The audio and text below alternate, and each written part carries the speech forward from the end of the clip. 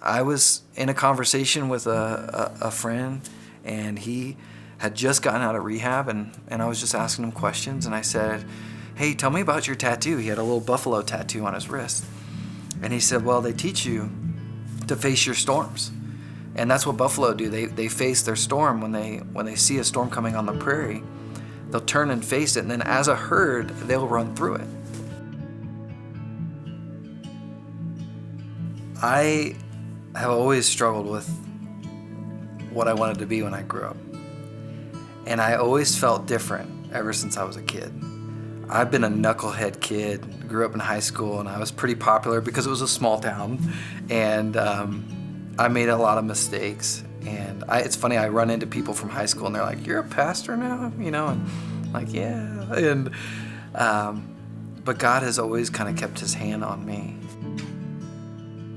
We were serving as youth pastors in San Diego, and I went in and I started kind of spending time with the Lord, and all of a sudden I just felt this prompt that God wanted me to be a senior pastor someday, and that terrified me. We'd been in student ministry for about 10 years, and I'd been asking him hey, what do you want to be when you grow up? Where do you see this going, We didn't feel like we were maybe equipped yet to go and just take over a church somewhere, which is why 12 Stone was so great for us, because we just learned a ton there. After being there a year and a half, they asked me to go out to Bethlehem campus and to lead the campus. And I came home and got down on one knee in our house, and I said, will you be the wife of a campus pastor? And she flipped out, because we knew that that's why God had moved us there. We knew that we had something to learn, and we were excited about it. And to be honest, that was the dream. We were totally content. And I felt like that was answering the calling to be a senior pastor in a way. But God had different plans.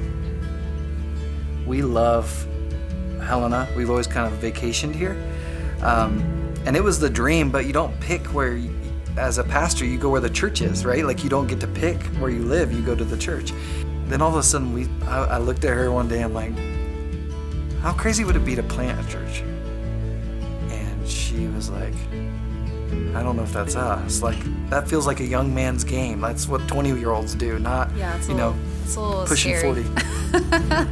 Yeah, because we'd have to start, you have to start all over. We've never built something from the ground up. Student ministry is one thing, right? But a whole church, how do you do that? I'd say a Buffalo Church is a fresh start for people.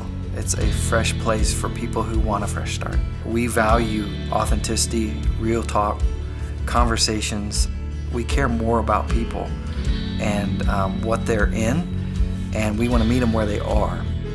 We've been through a lot of stuff, really hard stuff. Before we got married, he got in a really bad car accident, didn't know if he was going to walk again. I've had a miscarriage and a stillborn, Jacob. He was born in 2013. Everybody walks around feeling like their own worst enemy. And what I think we've tried to do is help them to see, how to use the losses for God's good. People are just walking around just trying to hide it all, just get through my day. And if we can sit down with people and say, hey, this is a safe place, and let's just lay it out there and see what happens. There's a lot of healing that can come from that. I know what it's like to sit in a storm, and that's what we want to bring to Montana. We want to just love people where they are. They don't have to get cleaned up first. They just need to come to Jesus, and that's our heart.